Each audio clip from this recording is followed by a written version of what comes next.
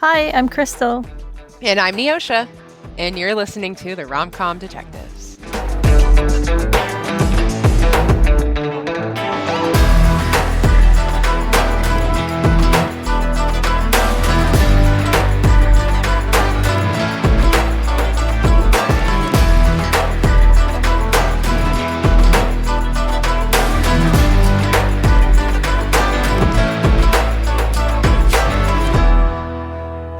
Welcome to Rom-Com Detectives, episode 29, Lamey McLamester. Today, Neoshia and I will be talking about the fourth episode of Castle Season 1, Hell Hath No Fury. This episode originally aired on March 30th, 2009. It was written by Andrew Marlowe and directed by Rob Bowman. So, quick case briefing. The victim was Councilman Jeff Van Horn. Cause of death was gunshot wound at close range. The motive was political / revenge. There were quite a few male guest stars to note. There was Jonathan Banks. He played Kirby, the PI. He was from Breaking Bad and Better Call Saul and Community. He is a very prolific actor. He has 186 acting credits. So people have probably seen him in something. And he did have one of those faces, I thought, where you're like, I've seen him in something. Yeah, definitely a character actor for sure. Then there was Bruno Campos. He played Creason. He's from Nip Tuck. There's Michael Riley Burke. He played Nesbitt. He was recently on Bosch Legacy. And he was on Revenge, which reminded me that I wanted to rewatch that show. I used to really be into that show. Did you watch Revenge? I would watch it sometimes I wasn't I guess I was more of a casual viewer because it came on right Uh, after Once Upon a Time. uh, okay, and then last one we have Lisa Waltz. She played Laurie Van Horn from Fear the Walking Dead, Flight 462, and she's been on soap operas like The Young and the Restless. All right, let's get to the episode breakdown. So it opens with a very quick scene just showing a dead man rolled in. Wait, is he rolled into the rug or out of the rug? Um, well, let's go with he's rolled up into the rug. Okay. That's where he is found. But then it goes to Beckett's desk, and Castle is trying to drink the station coffee, and he says it's the worst he's ever had. This starts the whole thing with the coffee machine throughout the episode. He tells her it's like a monkey peed in battery acid, which is very, It's very acidic, very. I guess. And apparently he's got his new book coming out today. So she wants to know why is he sitting there watching her do paperwork, and she figures out that he's hiding, which is so cute.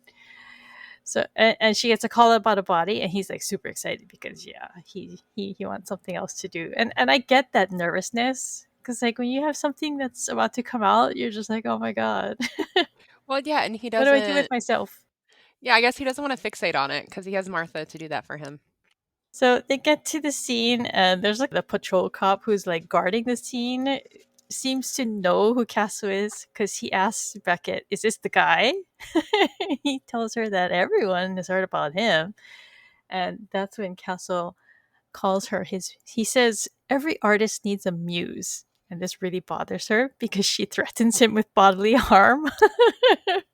Yeah, she's got an image to protect, man. Like, don't walk around calling her your muse. But this is also foreshadowing for the end of the episode, so I like that they start laying the groundwork really early. Mm-hmm. Ryan tells her that two guys found a rolled up rug and took it home, and then that's when they found the dead guy. So Castle and Beckett say at the same time that it wasn't a robbery gone wrong. I had seen on the IMDb trivia page that somebody had put in that this was the first time that they do the thing where they say the same thing at the same time. Mm-hmm. And so is that this scene where they say it's not, or did they do it like when they solved the crime? Because I don't remember it later on, Oh dear. which is funny because I know we both just watched it. I know. Yeah, I just watched it a little bit ago. This is the first time it was a robbery gone wrong. I think it might have been at this scene. I'm gonna stick with my guns. This and Yeah. folks, I just have to let you know the quiz is gonna go so great today. This is how you know the quiz is gonna be great. Castle starts taking pictures on his phone on the sly, which is not Not good. But Beckett asks Nanny to try to get an ID on the guy, but Castle says that he already knows who he is, and then that's when the intro plays. Which was, I thought this was a really good lead into the intro because it's a good little tiny cliffhanger. I usually try to like mentally grade these. I don't know about you. Yeah, I mean, I don't know. It's not I don't think it's the best lead into the intro, but it's a pretty good one. Yeah, I think they have better in the future. yeah. Beckett, later on, we go back to the station, and Beckett is briefing Montgomery, and basically Castle knew him because he's a politician and he recognized him from his bus ad. So it's not quite as like impressive as they make it out to be. Yeah, but I mean, like, I think, and to your point about the lead in, maybe I should say this. I mean, like, that's a good indicator that this is someone important in quotes, Yeah. right? Or someone who's famous. So, yeah. Okay, so they talked to his wife, and she says that he was working late and that sometimes he just slept on the couch at the office, so it didn't really stick out to her. And she didn't really know anything was wrong until his campaign manager called her. But she basically leads him to the next guy, the campaign manager. And so they go to talk to him. In the car, Beckett looks kind of shaken. And when Cass asks if she's okay, and she thanks him for not making it a joke. And he says, "Yeah, I'm a wise ass, not a jackass." I do like this moment between Yeah. them. He asks what's next, and then that leads Beckett to ask how much his female detective character will be based on her. He says that she's not too bright and she's kind of slutty. And this comes back later too, so I like that they're also laying the groundwork here. And he tells her not to worry, she's going to be smart, but also a little slutty. I one of the things I like this about this scene is like the I'm a wise ass, not a jackass. And she asks him, which one was that? And he goes, jackass. Yeah. And I also like that he's like making a joke of it, so she thinks he's joking about this part when he says, "Oh, don't worry, she is going to be a little slutty though," because I mean, he's just like tried to like ease her mind, right? But then at the end, it becomes like exactly what she didn't want, right? Yeah, and I mean, like, I think it's interesting though, because it's kind of a commentary, I think, on the genre, and we've talked about this a little bit before, in terms of in a lot of these police genre shows, just how I don't want to say inappropriate because I don't think they're inappropriately dressed. They're just not really dressed for the work, like Yeah, how, female police officers really would dress. And so I don't know, I think it's kind of an interesting commentary on that, but like that's what sells, right? Like nobody's I don't know, like, nobody's watching the show for Beckett to not be stylish. So, yeah, yeah. So, have you ever met a detective? yes, Yeah, I met one maybe. too. How were they dressed? Because the one that I met, he came to knock on our front door because he wanted to know if we had camera footage that caught like actually just like what you see on TV, where they go around, they canvas, and they ask, "Oh, do you happen to have any footage or something like that?" But yeah, when I saw him, I was like, "Oh, is this like the first detective I've ever met?" But like he was dressed just like a normal dude, like t-shirt and jeans, but he did have like his like badge on his shield, like around his neck on like one of those like chain things. But yeah, he Mhm. just looked like a normal guy.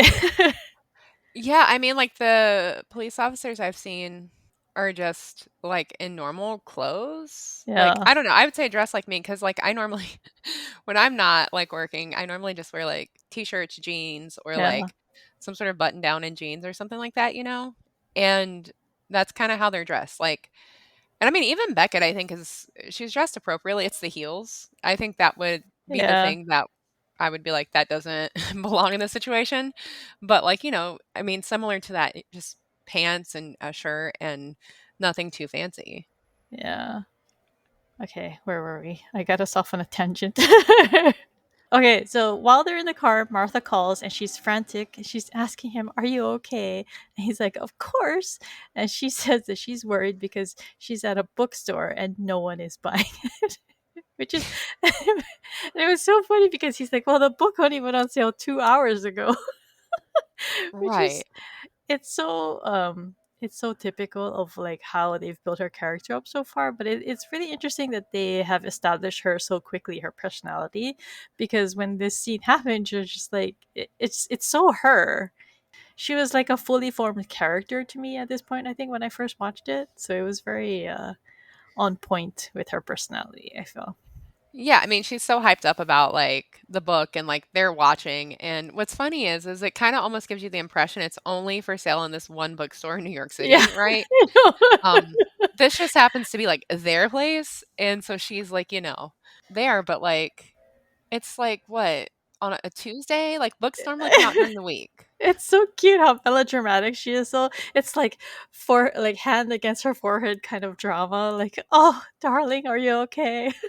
Well, and also too, I think it's important to call back to, like, the first episode because he announces before the book is even out that he's killing off the Derrick Storm character. Yeah, yeah. So, At the party, right in the first episode. yes, I mean, it's kind of risque to just drop that announcement. Yeah, I feel like that's something I let my readers read, but he yeah, yeah. takes it head on and is like, "I'm getting a new character." Hmm. But I really like this subplot a lot that, comes back a couple times during the episode because it is like classic Martha being Martha. Also Castle trying to like I don't know, I think in some ways we get to see Castle's insecurities because he too is looking for those negative reviews Yeah, and, kind of willing to focus on that and Alexis is the one that kind of has to shake him out of it. But yeah. I really enjoy the subplot so much. Yeah, me too. Because it kind of it's something that makes him, I think, identifiable. Because I think we've all been there, right? When we have something that we worked really hard on, and something that's gonna come out, and you're so worried that it's not gonna be good, right? Mhm. And yet he's like this big author, so you kind of expect him, and he's so egotistical too, so you kind of expect him to just be like chill about the whole thing, like, oh, I'm Richard Castle, it'll be fine. But it's so telling when like his mother is basically like shooting him down and saying, well, there was a line out the door for Harry Potter. Well, and also too, like, I feel like he's trying to talk her down at the same time he's, like, having those insecure feelings himself, Yeah, but, like, he's, like, trying to just, yeah, he's trying to assure her, but then he stops and he's like, really, no one's bought one? Because not even one. but yeah, so I mean, she watches it like as like some lady picks up a book and puts it back down, and then she says, "Nope, nope, nobody's bought one." No, but also too, I will say, like, this is such I don't know, this is almost like a time capsule type thing because, like, yes, bookstores still exist, and yes, Yeah, you should yeah, you should definitely go and frequent not just your Barnes& and Noble, but your local booksellers.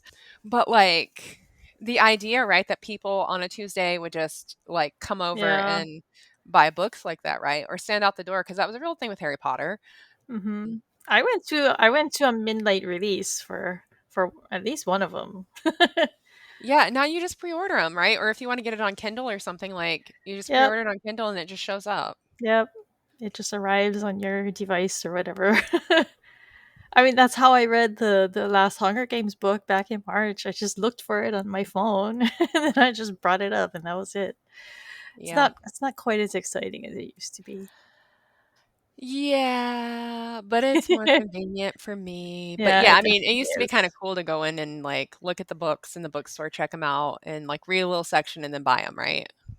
Yeah, I mean, I still occasionally go to our Barnes and Noble, and it's still really fun to like see like all the books on the shelf and like browse through. But it's so funny that like Martha judges like his like success on like a 5 second frame of time of this one woman looking at a book very casually and then putting it back, because I do that all the time. I'm Yeah. just curious. So okay, so next we go to Ryan and Esposito, and they're standing in a dumpster looking for evidence. And they're arguing about whether they'd have taken the rug similar to the guys who found the dead body. And Esposito is the one saying that, oh my god, no, you never do that. It's gross. And Ryan tells him that the red couch that Esposito loves so much was something that he found on 54th and Lex. So, what is your opinion on this, since you kind of live in the area or you've been there or whatever? Would you? I no, this is disgusting. It gave me the ick. I could not believe what I was hearing. You could tell that Ryan is still single at this point because I don't think Jenny would ever allow that Like, couch in her front door. get that thing out of here. Well, yeah, I mean, because okay, so the reason this gives me the ick, this might be just a little bit before, but this was around the time where we had a major bed bug infestation all Oh, along the East Coast, in the Midwest. It was disgusting.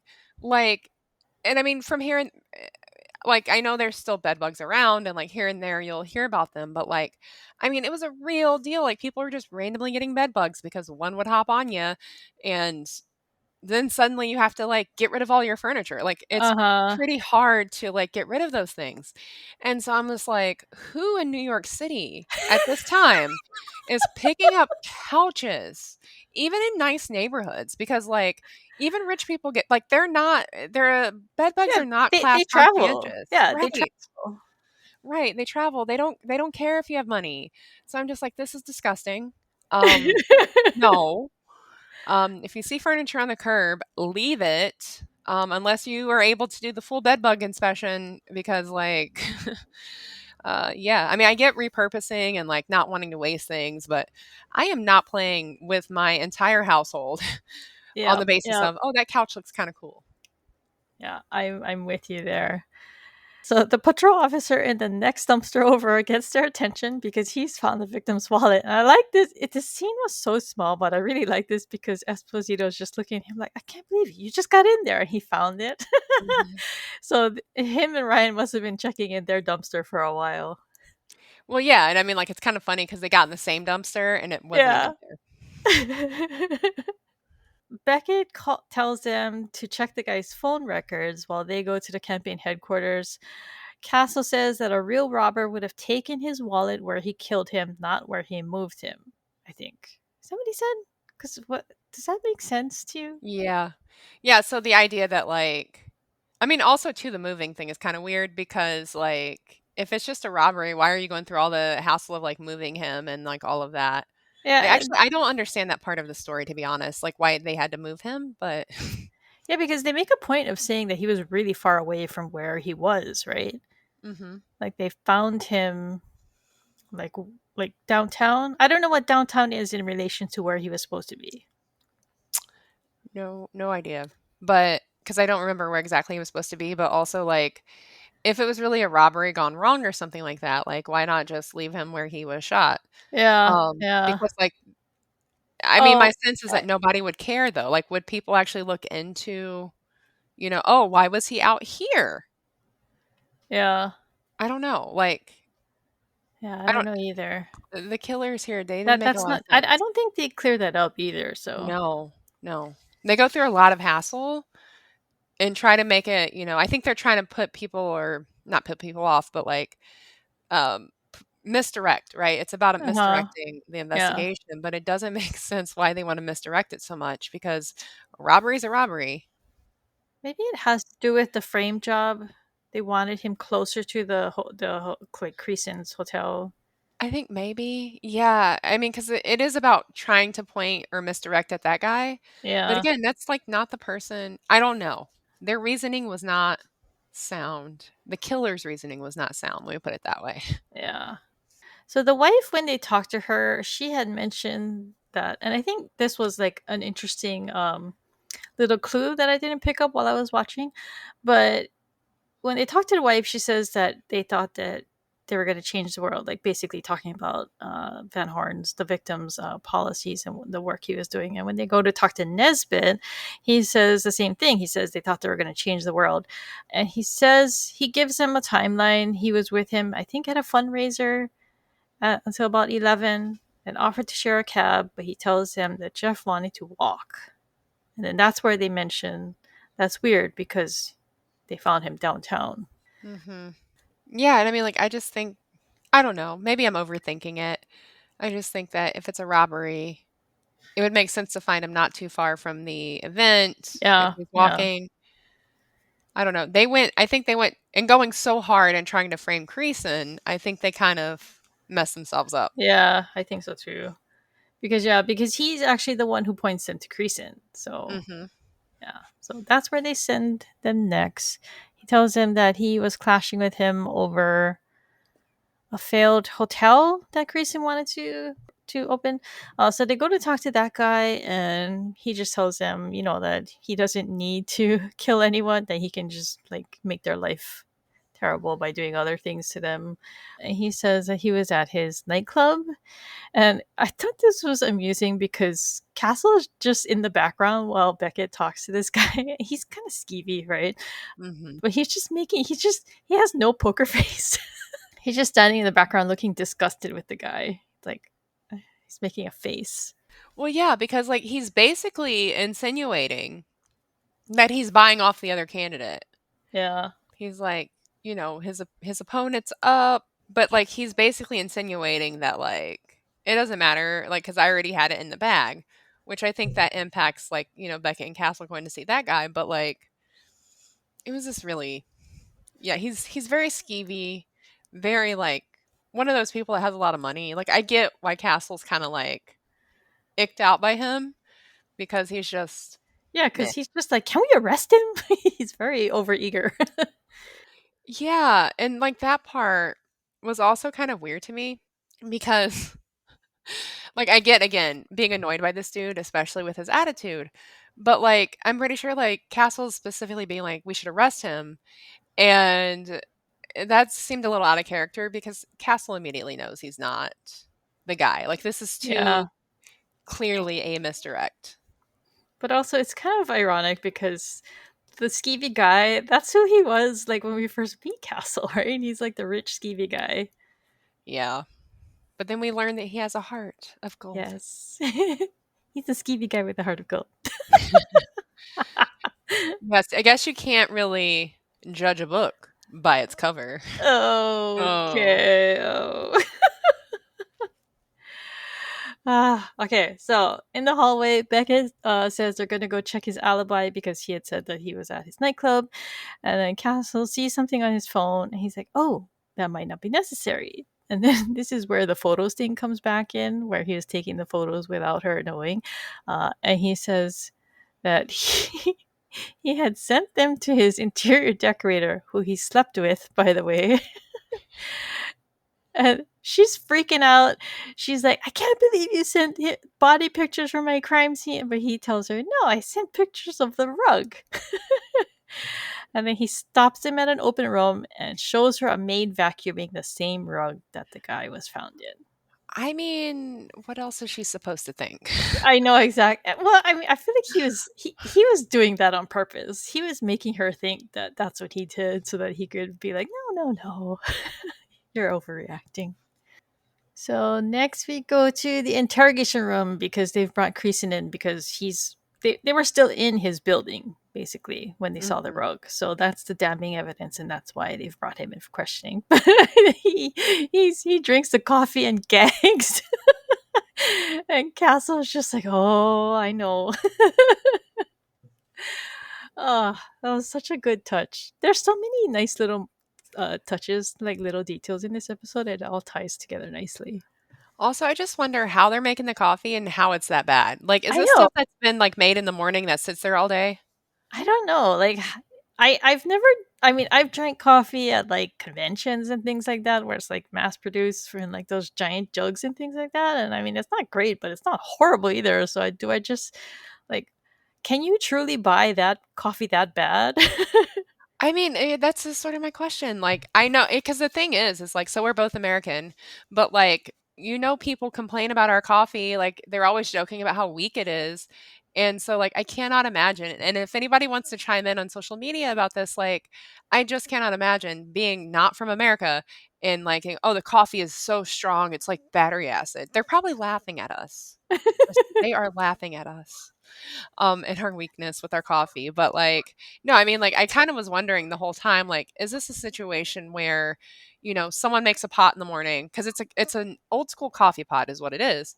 Like, someone makes a pot in the morning and it just sits there all day until it's gone, or is whoever because this is the other thing that happens, right? Yeah, Everyone has their own like taste. So like you have the person that fills the whole dang basket up with coffee and it's too strong, but you got to drink the pot. yeah. And so, because yeah, I was thinking like it's not like the wateriness or anything that they're talking about. They're complaining about the actual taste, right? Yeah, and, like, what are they buying? It's not Yeah. Dunkin', I can tell you that, and Dunkin' should definitely sponsor us. Like, where are these cops buying their really bad coffee? Oh, I bet they get it from, like, one of those supply places, right? Where, like, we get office supplies and you can get, like, bulk Oh my coffee. god. Ugh. We clearly have coffee opinions. Yeah. I mean, I don't like the coffee at McDonald's anymore, but I used to. And was it you who said it, or was it? So somebody told me that it's probably because they just reuse the grind. So I'm getting like, I don't know, the third filter through or something, and that's why it So tastes bad. so that I do not get sued by McDonald's for libel, I just wanna point out that when I was 16 and working at McDonald's, it was not uncommon many moons ago at an undisclosed fast food chain restaurant owned by a franchiser. It was not uncommon for us 16-year-olds to really not care what was in the coffee pot and to start it. So, just saying, this is not McDonald's policy as far as I know, or, any franchisers. Please don't sue me. Okay. Okay, so Beckett learns that Creason's alibi does check out, and Castle says, oh, yeah, he didn't do it because all the evidence is pointing to him, so he's a red herring. He's trying to explain a red herring to her, and she's like, I know what a red herring is. Which is funny because, yeah, of course she knows. She reads his books, so she's familiar. She reads literature. She knows what that kind of thing is. Right. And I mean, I think that's one of those things too that kind of comes across pretty early on about them is that they're pretty evenly matched. Yeah, Like in both like humor and then like what they know. Like he's not I mean, I think there are places where they kind of make it so that he has a breakthrough, so that he has a role to do or something to do, but like it's not one of those shows where he's kind of just like run away smart. Like sometimes like in The Mentalist, for example, yeah, it's yeah, almost like Jane just knows everything and he's like yeah. 12 steps ahead of everybody, but I think they're more evenly matched. I mean, he does make a good point that a multimillionaire wouldn't like pull off this murder and be this dumb about it and this obvious, because yeah, rich people are a lot smarter than that. I feel like. Well, I mean, like, he would have someone do it, Yeah, right? Like, yeah. if I'm, like, a Why would he get his multimillionaire. hands dirty? Right. She goes back in to talk to Creason, and he's got his lawyer now. I guess that's what they were doing. They were waiting for his lawyer to show up. That's why he was just sitting in the room drinking the coffee. But then she lays out that while his alibi did check out initially, there's some missing time. And then she basically puts the pressure on him. And I don't know that this was like realistic for me because he seemed to panic just from the way that she was laying it out. But basically, he tells her that the time period that she's asking about, he was sleeping. And I was just like, what do you mean you're sleeping? I thought you were at your nightclub. Yeah, apparently he has to sleep till midnight so he can stay up all night and give the appearance of, being this party guy. Oh, okay. Yeah. But this is the part where we get our episode title from, because when he says he was sleeping, Castle starts crowing from the observation room, calling him Lamey McLamester, and the funny part is that they can hear him. Yeah. I mean, listen, he would be calling me Lamey McLamester because I would simply stay asleep. Like, I would not be waking up at midnight to go out until 4 a.m. I would simply just remain in bed, so But so Creason is worried now because he can see how bad it looks. He stops Beckett by saying that he only had to wait for the election because he knew that the guy Van Horn was going to lose. And so he points them to his opponent, Bollinger. yeah, so just in this scene in general, I mean, this made me laugh because, like, Beckett, when she hears Castle breakthrough, I mean, she's giving him a mom look, kinda, sorta, like, "Can you believe what he's doing?" But, like, I also wonder too, and I don't know, it's something I kind of wanna think about, as we go through the episodes is I wonder how a character like Castle works for the modern viewer, especially now that, there's all of this talk around, like, weaponized incompetence and, sort of being a perpetual man-child, if you will.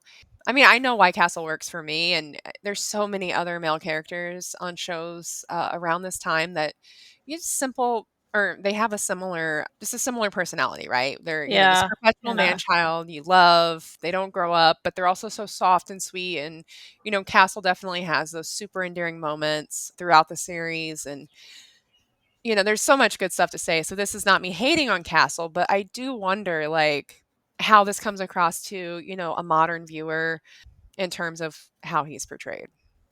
And yeah, I mean, you say that, and I started thinking about all the three units that we're doing on Rom-Com Detectives. I mean, Lucifer and Patrick Jane and Castle, and yeah, they're all like they crack funny jokes. They act childish. They do wild things that drive their female partners crazy, and yet.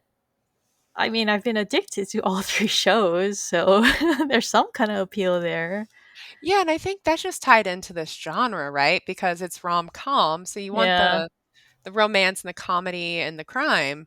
And I think it's a sort of like who delivers that for you because I know you're not the biggest high potential fan, but I mean that's kind of the thing with high potential, right? Is that she is the female character is the one who's almost in that role of being like not necessarily childish, because I always think of her as, like, an Erin Brockovich type character, but, like, she sort of has that role of bringing the comedy, and I think that's, the childishness really is where we see the comedy come in a Mm. lot of this, and, I mean, NCIS is another good example that I know you've not really seen that show, but there's a main male character on that show too that has a very similar mentality, very childish, overgrown man, kinda sleazy, would definitely get fired today from his job, right? So there's, I think it's part of the genre. I just wonder, sort of the modern viewer, but, like I mean, you mentioned that I don't really care for high potential, but I do like Elsbeth, and that's another similar one where she has like this very like childlike, cutesy kind of demeanor, and she's like the sole like comedy. She's got the sole like comedy role on her shoulders, but I like her, so I don't know. I guess it's just with high potential. It's just maybe the character specifically, but I like Elsbeth a lot. So yeah, there's so much going on whenever I have to describe that show, I'm like, so it's if you imagine Erin Brockovich, the movie, and, like, imagine Castle and The Mentalist, and, like, someone just threw them all in a bag and mixed them up. but also like Patrick Jane because she like sees something and it makes, or even like I guess Sherlock. I guess Mhm. because I've only seen like the first like 10 minutes or so, but it kind of had that vibe I felt where she just looks at something and it clicks for her and she like makes some kind of intrusion kind of Oh, yeah. note. Yeah. They've definitely all but said the phrase "mentalist." I mean, that's basically, her archetype is but this is also, I should point out, and I know we're a little bit off topic, but it's also based on a French show. Mm. Yeah, I Um, heard that. so I don't know. I've not seen the French version. I know some people say they prefer the French version. And so I'm not really sure if that one was sort of, made in, the light of the Mentalist because there was a Korean version of the Mentalist. I don't know Mm. how far that got, but these shows, and then I guess my point here is that these shows definitely have a really wide impact worldwide and viewership. I mean, people are still picking up Castle for the first time today. So it's just always interesting to see those new perspectives from new fans. I think like the observation skills too are attractive, like combining it with crime. Because I mean, there's psych too, right? Yeah. And nobody wants to watch a show about like, oh, we have to go apply for the search warrant. Or I mean, right? The original Law and Order has a degree of that, but it's usually the attorneys fighting over, some procedural thing or technicality, if you will. And it's But just like a quick nobody scene, right? So, Yeah, and, like, nobody wants to watch, like, the boring, like, "Okay, well, we have to go actually look through all of the fingerprints and try to match them."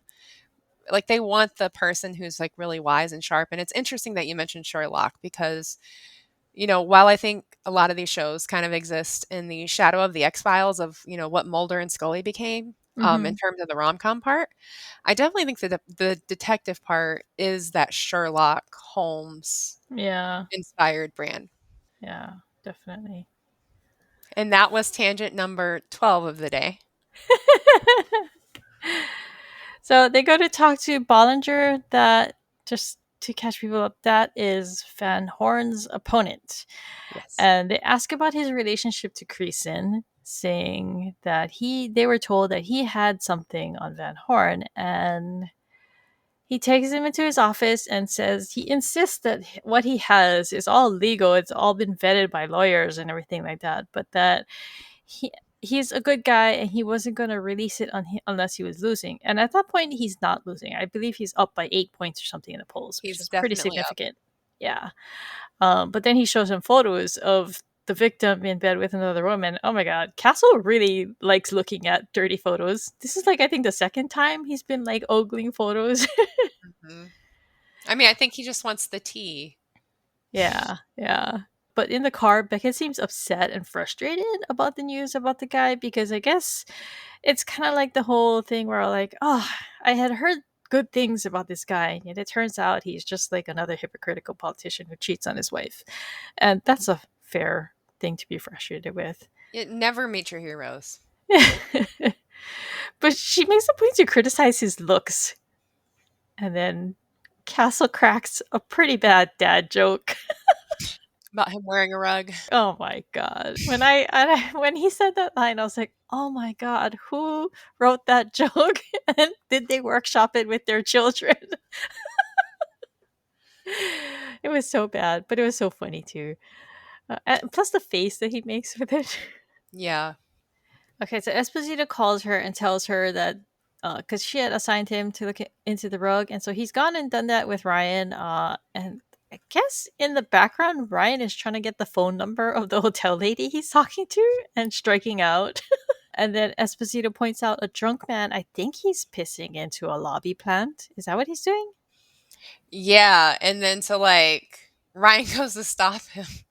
Yeah, and then Esposito Rocco swoops in and gives her his card with his personal number and everything. That so I was kind of confused by this scene because Esposito diverts Ryan, and he's just like he seemed very concerned. Like he's like, "Oh, dude, that's not cool."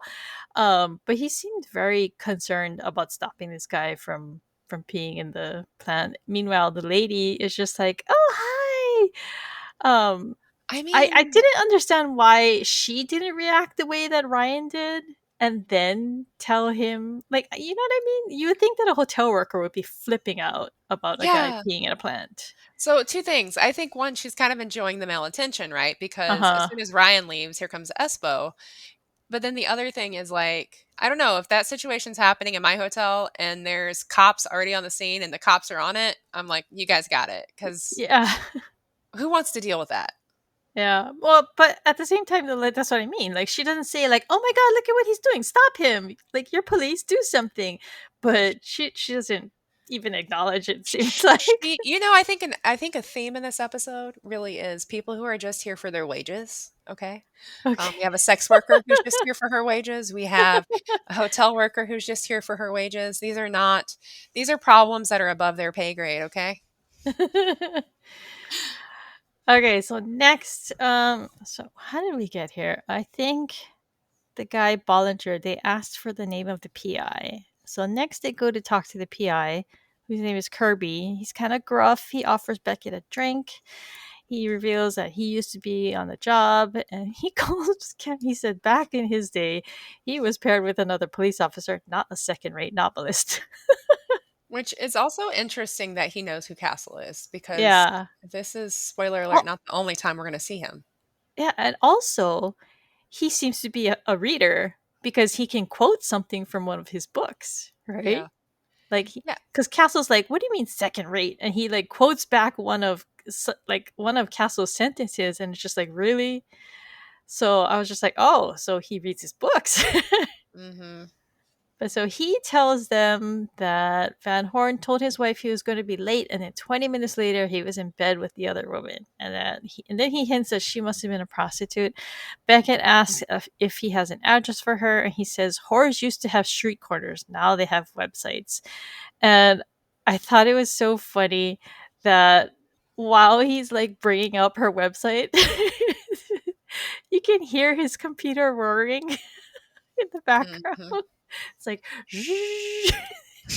it's it's so I was like, "Oh my god, this is dating the show right here."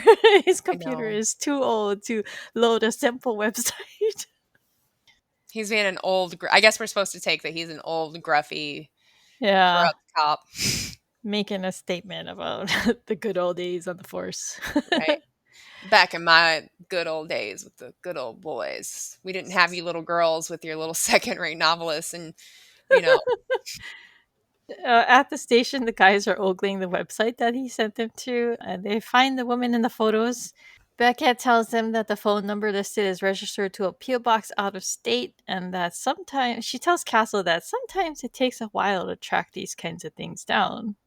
And that's when Castle says, or we can just do it the easy way. And he calls the number for the escort service and he asks for Tiffany, which is the girl that they found matched the photos. And I like this part because she's trying to stop him. She's like physically moving toward him and he like gets up and runs away. She has to chase him.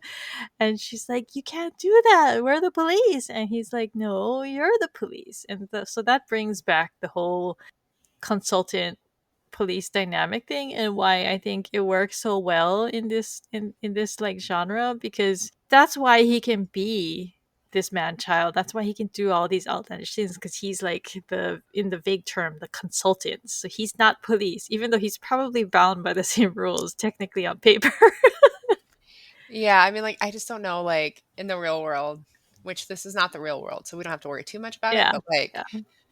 if you're a consultant working on behalf of the police, like, I don't that's a very fine line. Like, I'm not technically the police. Like, you're still working on their behalf. And Yeah. I think the mentalist kind of, like, gets into this sometimes with some of Jane's hijinks because, like, he'll be like, "I'm a consultant, not an actual police officer," but, like, I think there's a reason we never meet any of the prosecutors except for a few times because they're like, "I can't I can't prosecute this because, like, you Uh-huh. entrapped this Uh-huh. person," like, but anyway, it's not the real world. We don't have to care too much about Yeah, it. It's for it's for entertainment. entertainment value, but it's important to realize that, like, it's not like this. If you get in trouble, it's probably not gonna work this way. I mean, I just don't think that, like, you can get by with being like, "But that's just the consultant. I knew he was doing it, but." So a delivery man arrives with a huge box, and Castle tells him to take it to the break room, and he tells everybody to follow him. He unveils a big espresso machine and says it's because their coffee is so bad. Yeah, so, like, I just wanna say, as if somebody wants to bring me a brand new espresso machine, they're much smaller now. You can get, the smaller ones. You don't have to get the huge one and just, like, bring it to my office. It was a really big box. Yeah, I mean, like, that was a coffee house grade espresso machine, and I wondered I bet it even has, like, the actual water attachments and stuff, like, you hook it up to the water supply. And I mean, he makes a point of asking the guy, "Oh, the installation is part of the delivery, right?" And the guy's like, "Yep."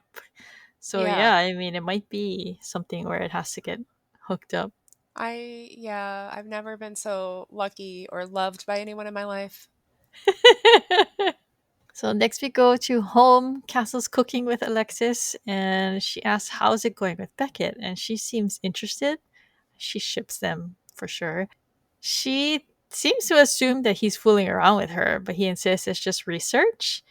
And she doesn't believe him. She's like, "Sure, whatever."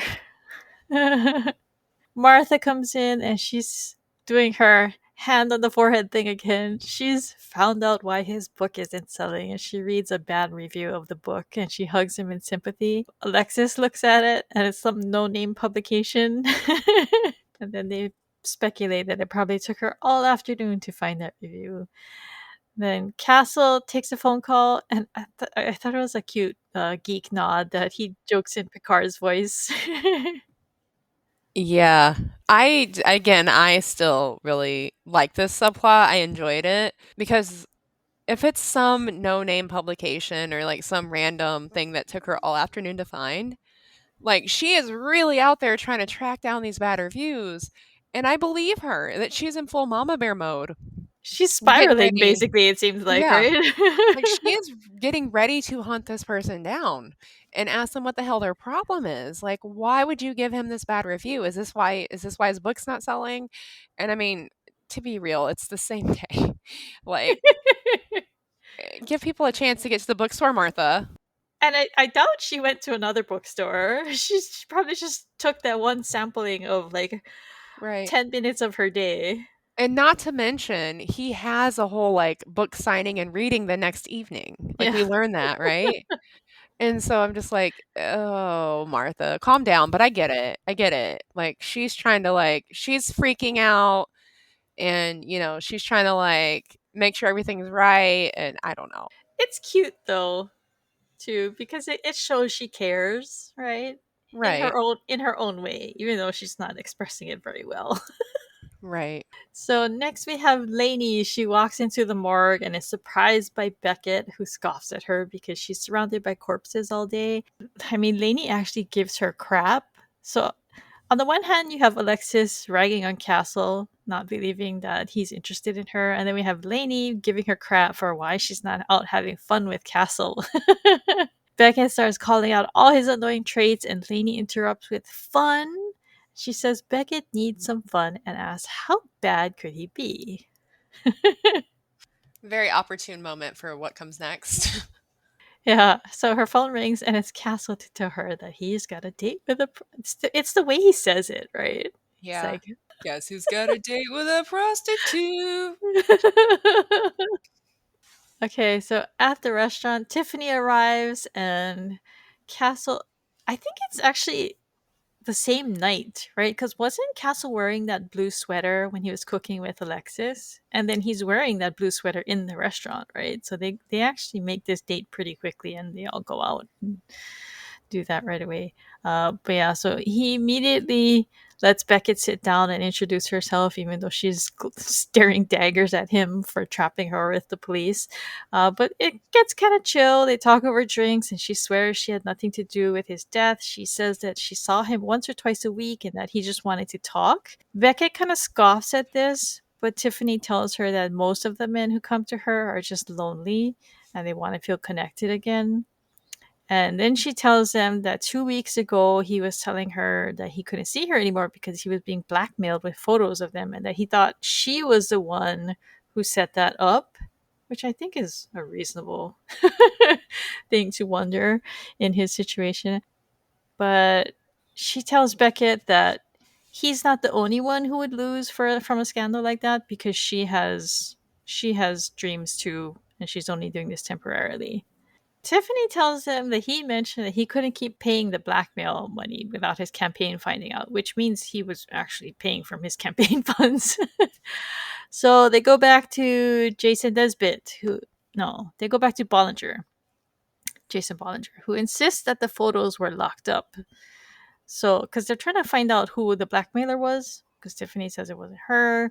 And now they're talking to this guy, and he says that, like a lot of people had access to his office.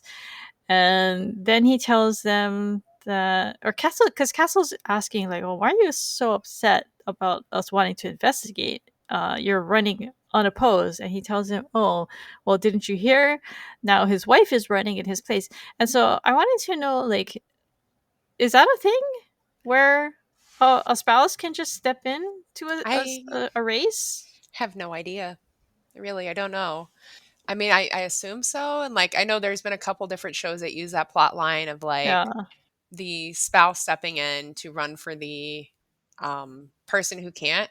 I mean, I guess it works if they are qualified to run, yeah, and, I mean, it would work for sympathy points, undoubtedly, like right? Like, "Oh, your yeah, husband was running and he was killed. yeah. You should run in his place." Like, because people wanna vote for the person they feel sorry for, but also too, it really was at this moment where I was just like, "I know who did it."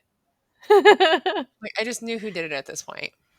And so he says the irony is that if he released the photos now, that people would love her even more. And so in the car, Castle's looking. He eventually, I guess, waited around so that he could get the list of 300 people. Which I was just like, wow, how long did that take them? But so they're looking at the 300 people, and Beckett says that they don't really need to question all of them. It's just a reference because if he was paying with campaign money, there's going to be a paper trail.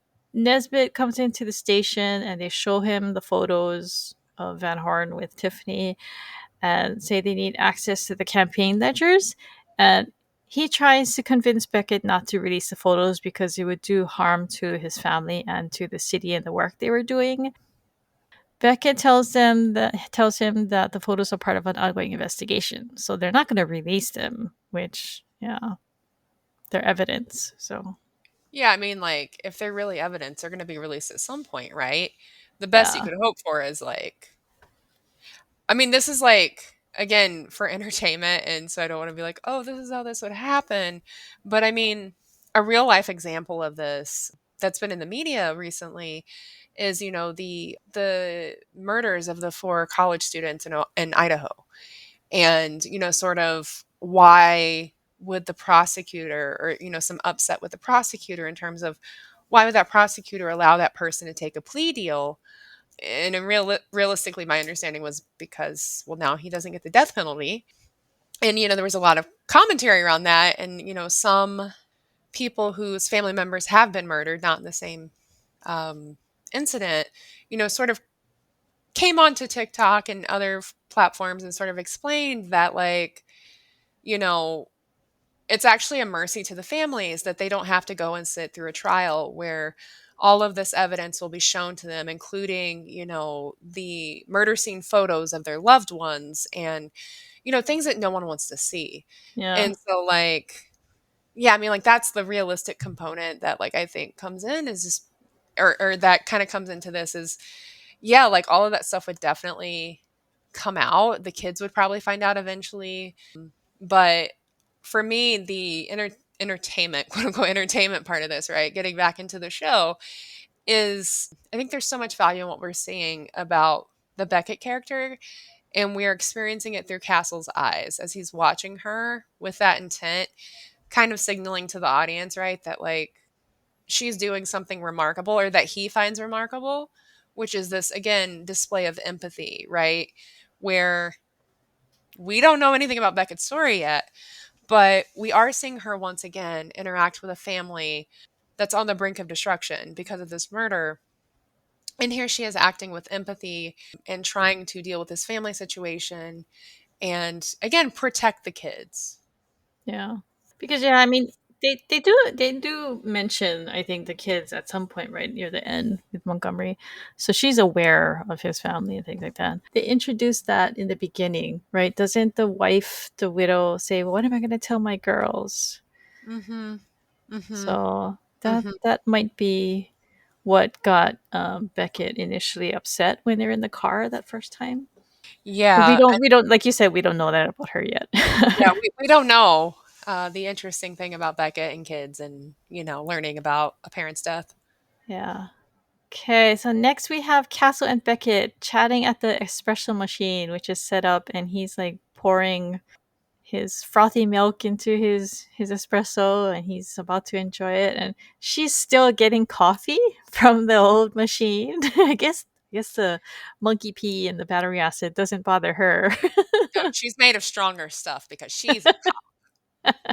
Esposito comes and tells her that the victims' payouts were going to Kirby, the PI, and that he happens to own a 38, which was what the guy was killed with. We learn a little bit more about Kirby, including that he was kicked off the force because earlier he had said that he used to work the job. But he didn't tell them that he was kicked off the force. But yeah, so they all clink their cups while Beckett stubbornly walks away with her regular cup of coffee. Yeah, I can't see why this upstanding individual would be kicked off the force. And so I think for me, I love this scene with the coffee and the espresso because on one hand, you have this old school coffee pot that you probably bought at Walmart for Yeah. $15 sitting next to this huge coffee house grade espresso machine. And you can tell, I think, because it's funny with Beckett early on, especially.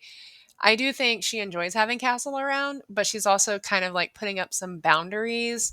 And I think that goes back to the muse comment, right? Like, do not ever call me your muse, Yeah. especially not in front of other people, right? So she's very clearly, I think, staking the boundaries of I'm a cop and I drink cop coffee. But for me, my question is coffee their love language? And I think it is, yes. Because yeah, I mean, he eventually starts bribing her with coming in with a cup of coffee just how she likes it, right? Okay, so Kirby is brought in, and he immediately he immediately folds. He admits that he blackmailed the victim, and he says that he agreed to take a payment, but he claims that Van Horn was coming with. He was surprised, I think. He said he was surprised that he actually was able to come up with the money, but he says that he did have the money. He was supposed to go meet him and get the money, but he never showed up. And that's amusingly his alibi for not killing him, is that he never I was waiting for him to come pay me off. Yeah, and I mean, like, even Montgomery's kind of bewildered at that because, like, that story is It's so pretty bad. brazen. It's so ballsy, right? Yeah, I mean, on one hand, he's admitting to the blackmail, which I guess is just not illegal because no one cares. No one cares. And even he's just like, "Can I go home now?" Yeah. And I don't know, he's but kind my thing, he's kind of rude about it too. He's like, "Hello, can I go home now?" yeah, Like like, "I told you he guys what you need to know." as a former cop, wouldn't he expect to be arrested? Yeah, Crystal, I get the sneaking suspicion that he does not care about legalities. I don't know what that's about either. Um, but They also don't show him being let go though. So for all we know, he is arrested soon after. There is that, right? true, true. I mean, he folds pretty quickly. That's Yeah. what got my interest in that scene. Like, he does not hold out. Call a He's just like, lawyer. yeah, doesn't do anything. He's just like, yeah, so I was blackmailing the guy. Who cares? Here's my alibi. I was waiting for my money. Yeah, I was waiting for the blackmail money to come through. yeah. So like that does not like add up. This snarky, gruff kind of ex cop guy, he would know better. Okay, so Castle and Beckett show up as Nesbitt is introducing Mrs. Van Horn to speak to the press, and they ask him where he could have gotten 250K, because that is a sizable amount of money. But he clams up. He basically tells him, "Oh, if you're gonna go on a witch hunt for our donors, then you're gonna have to go through the public records and like do it on your own." And then like they show that Mrs. Van Horn is, eating up the press, and she's playing the sympathetic widow very well.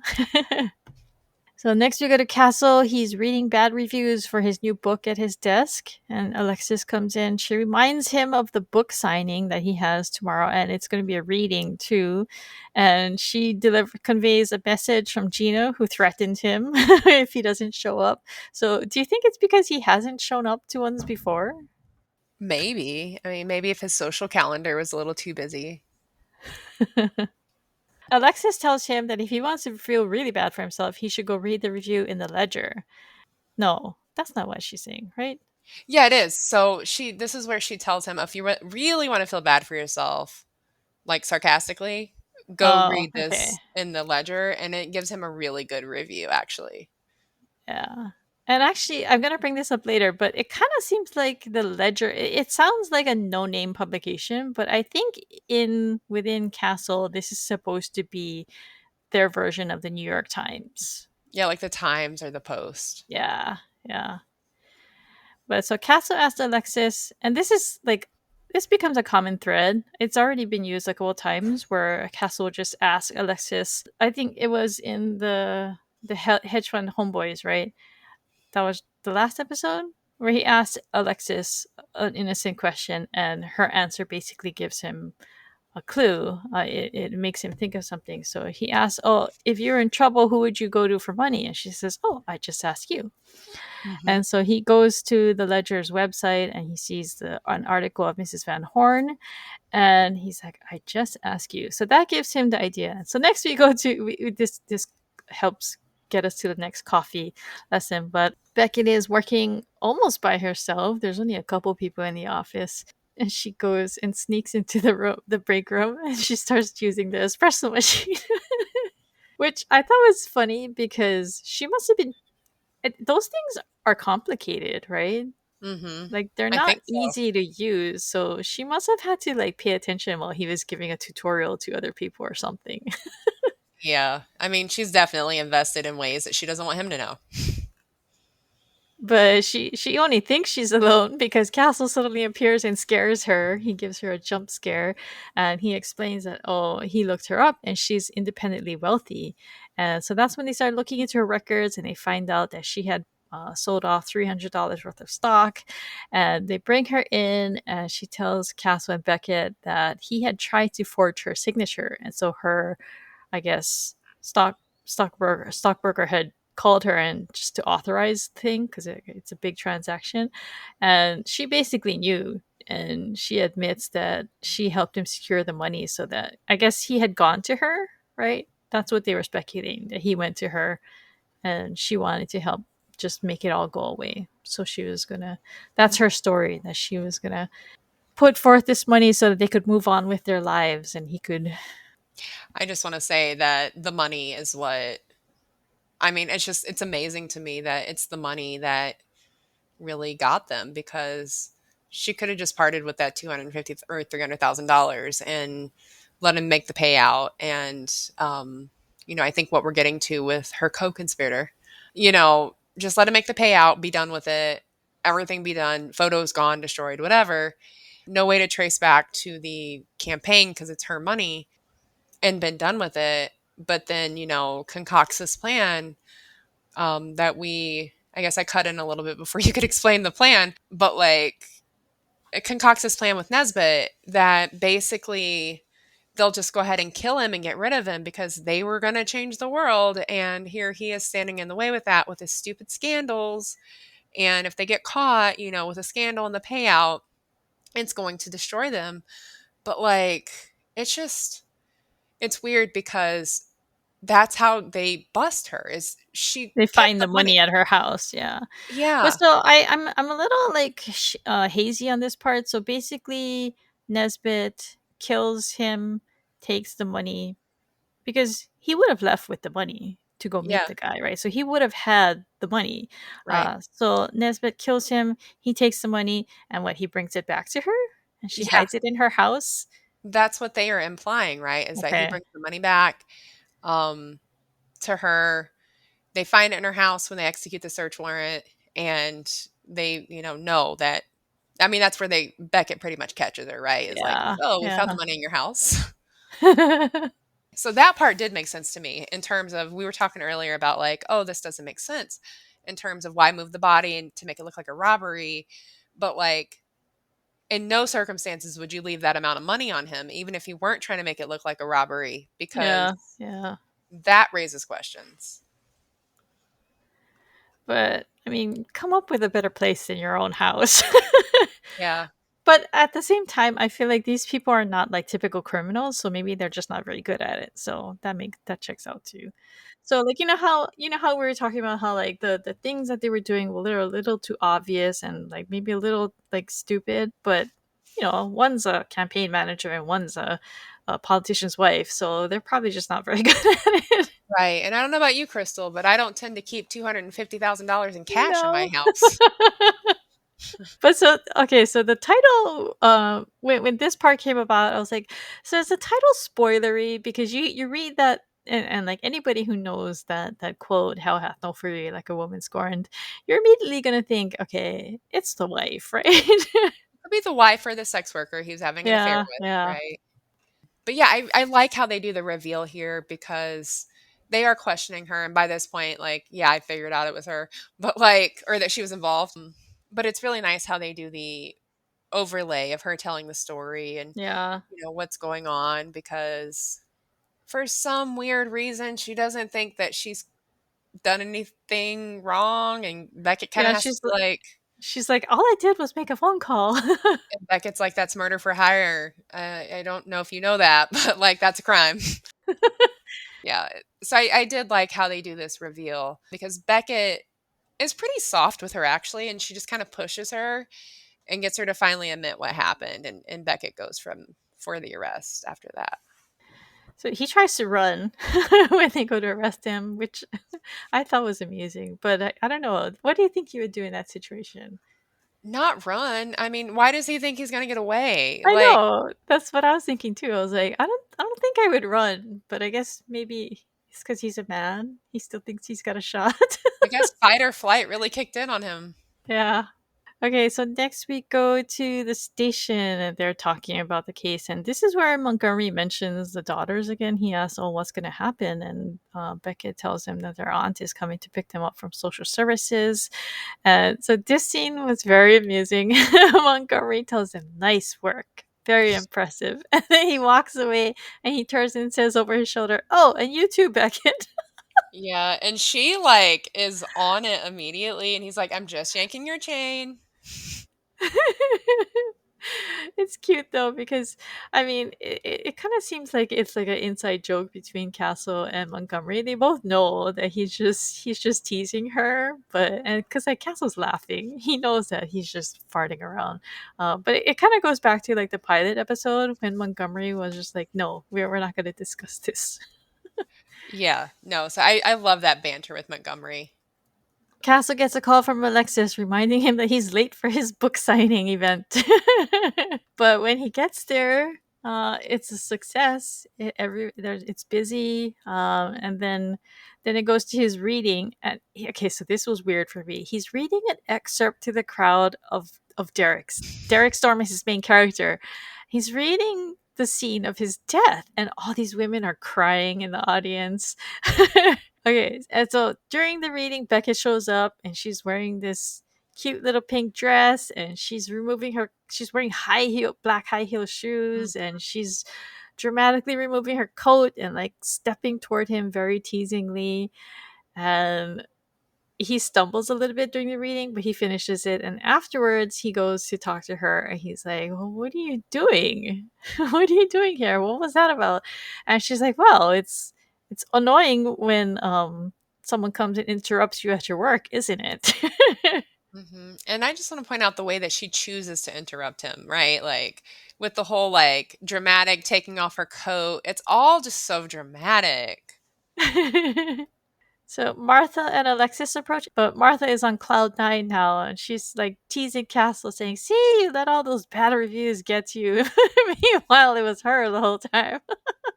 Typical mom. Oh my god. Then she lets it slip that the character based on Beckett is going to be named Nikki Heat. And this really gets Beckett's attention because she's like, what? She's like, what is that name? And I just wanted to note that this line that Martha says when she says the character he's basing on you, that's like they cut that clip and they put that in the little montage intro that they start using. Like I think it's in season 2. I think When so. did they start using that? You know what I'm talking about, right? Yeah.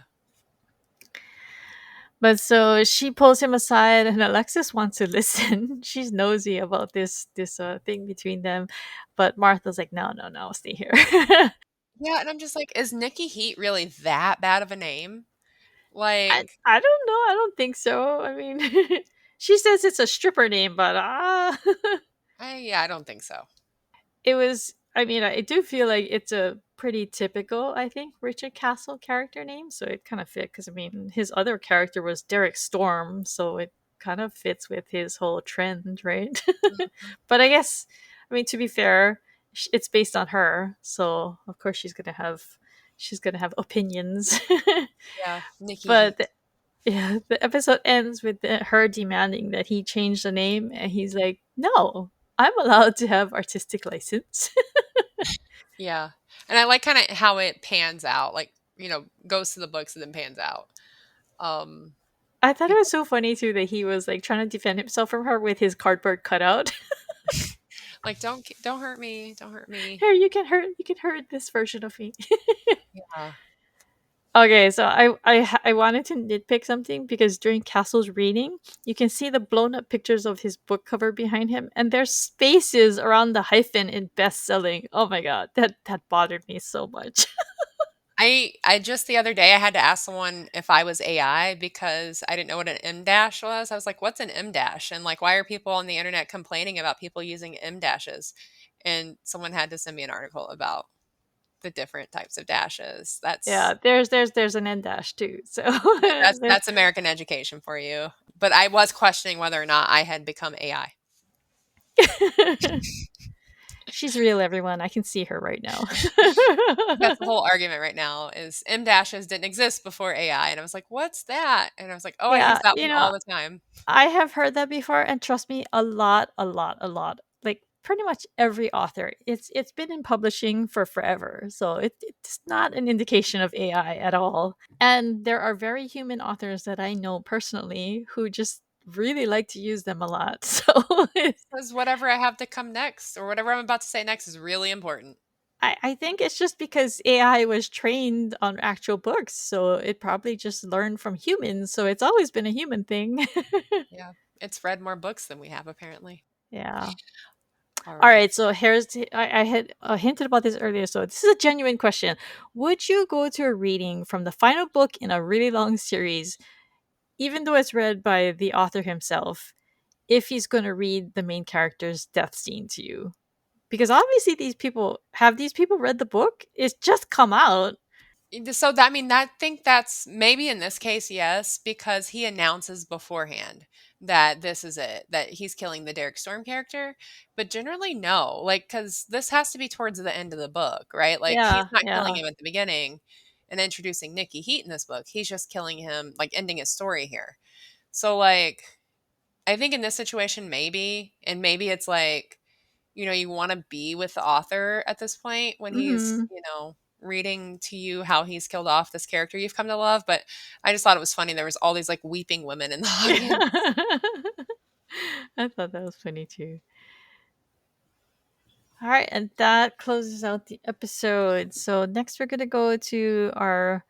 We only have one rewatch on our checklist, and it's Beckett's hair watch. Her hair looks the same, so Yeah, and I mean the only time she changes it is when she goes to the book signing. And realistically, I just think I was just wondering, like, does she have a bag or something at work with like a flat iron in it and like some fancy dress, makeup, and all that? Because she got ready so quick that I'm just like, if he's running late to the book signing, how does she get there already like dressed? Because she clearly did her hair, makeup, and put that dress on. And I mean, like, it's not the kind of contouring we do today, but still, I she had mean, to have something. maybe she has to have something ready if like she has like a court appearance or something, and she's stuck at work and maybe has to go after. I don't know. I'm just spitballing.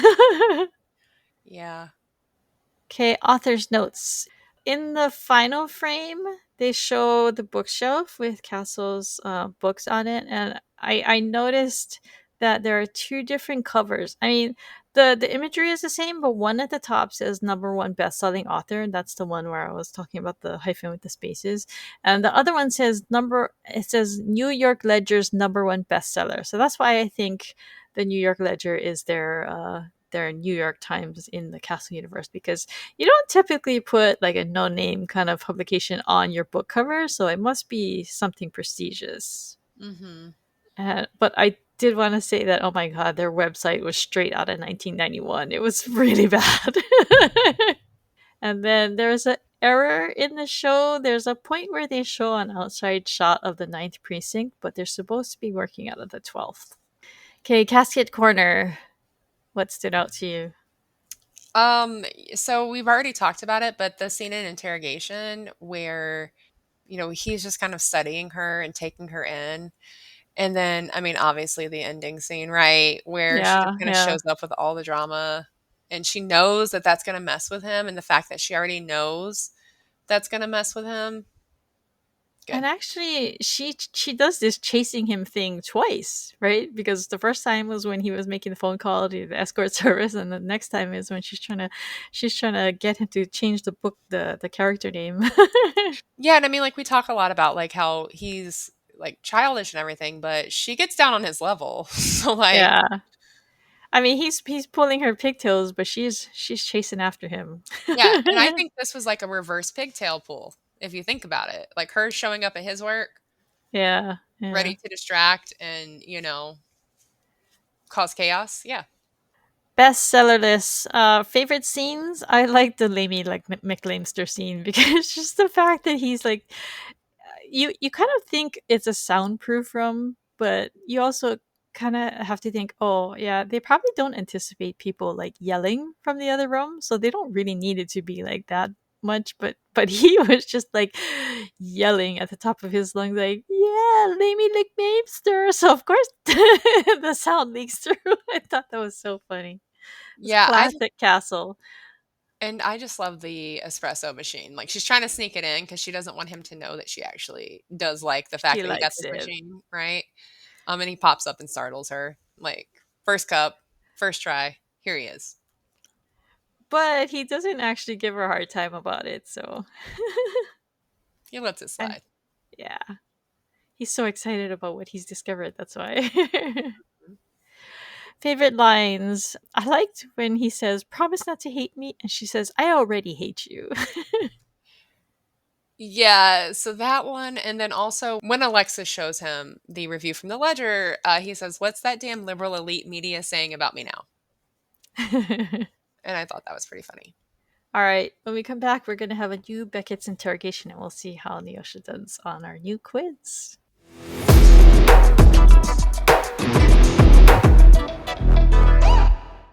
All right, we are back with a new Beckett's interrogation. The way this works is I'm going to ask 5 questions of increasing difficulty plus a bonus question about the episode we just discussed, and you have 5 seconds to come up with an answer. Are you ready?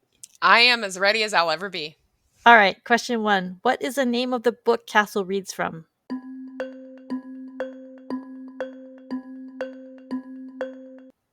I hope it's Derrick Storm. Or no, sorry, Desert Storm. No, it's Storm Falls. No! Okay.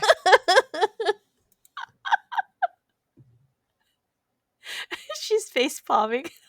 No, so you don't understand. I finished the episode earlier and I was just like, I gotta go back and look at the book cover name so I know what the name of the book is because she's gonna ask about the book.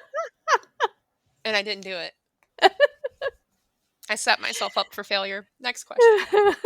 Question 2. What does Gina threaten Castle with if he doesn't show up for his book signing?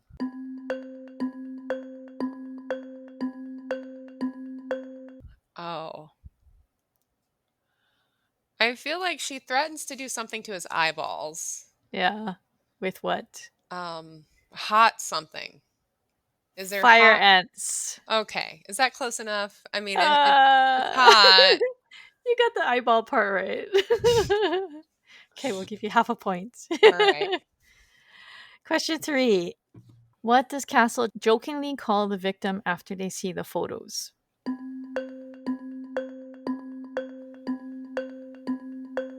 After they see the photos. They're It's in the not the car. it's not the joke about the rug on his head. No, it's not. Something about him being a politician. Ah, what does he jokingly call him? I don't know this one. He calls him Councilman Horny. Oh, that makes sense because his name's Van Horn. Okay. Okay. All right, question 4. Which author does Martha mention wrote only one book compared to Castle's dozens?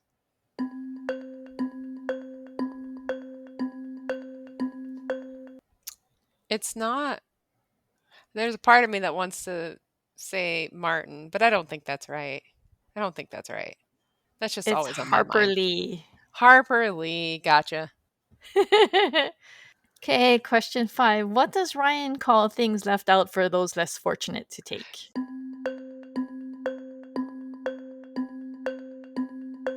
Damn it, I don't know this one. And I should know this one because I was like, this scene is so icky. Um, I don't know, like no, I do know this one. It's something along the lines of roadkill. He calls Yes, it it's Roadkill. Yes, you got damn, it. I do remember. Good job. All right, bonus question. What is the name of the escort website? I would not have gotten this one.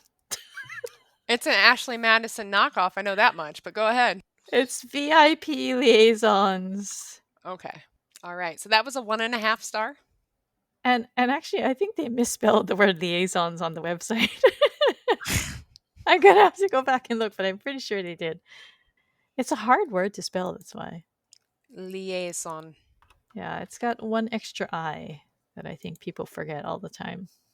All right. Yeah, you got a point and a half. I am hopefully our not listeners do better. getting any better at this. All right, Yeah. any final thoughts? I really like No, this one. yeah, that's all I was gonna say is I really enjoyed this episode, especially with all the Castle and Beckett that we get to see. And I thought the case was a pretty good one. Yeah. Yeah, the jokes were really good. Mhm. Castle's expressions and everything. He really looks good at that. When he's wearing like that coat and the purple scarf, he looked Mhm. really good in that. I like that. All right. If you are enjoying Rom-Com Detectives, we hope you'll consider taking a minute to leave us a rating or review on Apple Podcasts or Spotify. For our question of the week, you can leave us a comment on Spotify, YouTube, or Reddit and tell us whether you'd go to a spoilery book reading if it was done by the author. If you'd like to join additional conversations about Castle, you can visit the Castle subreddit at reddit.com/r/CastleTV. To contact me and Neoshia, email us at host@romcomdetectives.com. Follow us on Instagram, Threads, or Blue Sky at Rom-Com Detectives, or leave us a voicemail or text message at 1-650-733-XOXO or 9696. This episode of Rom-Com Detectives was recorded on August 19, 2025. Rom-Com Detectives Castle Unit is co-hosted by Crystal Watanabe and Neoshia Roemer and is produced by Pico's House. Thanks for listening. We'll catch you guys next time for our breakdown of A Chill Goes Through Her Veins. Bye. Bye everybody.